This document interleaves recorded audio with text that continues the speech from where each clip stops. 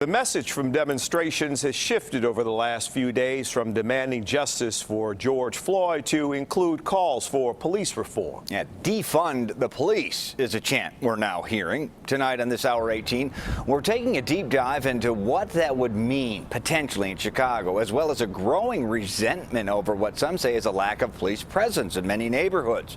We begin with CBS 2 investigator Megan Hickey. Megan. Right, Jim and Brad, we're about as close to 35th in Michigan as we can get as barricades still surround Chicago Police headquarters, and that's as some city leaders are joining that call to defund police. What does defunding the police mean to you?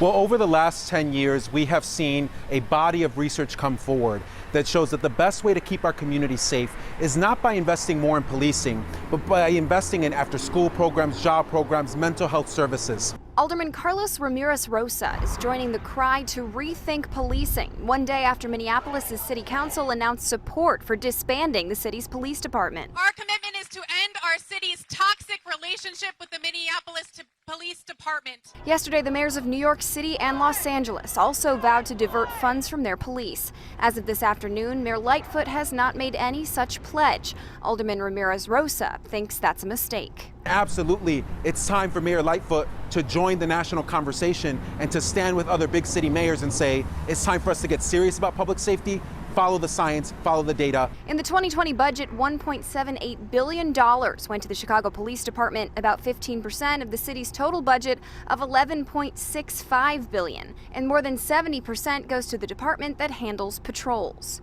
Would you have to cut jobs? If we're forced to cut a budget at some point in time, it actually may come to diminishing the basic services that we provide to our citizens. Chief Mitchell Davis, whose organization represents more than 300 police departments in the state, says that in order to appropriately respond to defunding questions, they'd need more specifics, but acknowledges that there are many city services like dealing with mental health issues or homeless issues or substance abuse issues that probably should be transferred outside local police departments. And that's something that the Illinois Association of Chiefs of Police is interested in discussing. Now, Rosa is not alone. 33rd Ward Alderman Rosanna Rodriguez also came out yesterday in support of diverting funds from the Chicago Police Department. Megan, the aldermen there, a growing number of them calling out the mayor to make some type of stance on this. The mayor said she does not have any plans to defund the police or to actually not defund per se, but put that money elsewhere. What was her response today?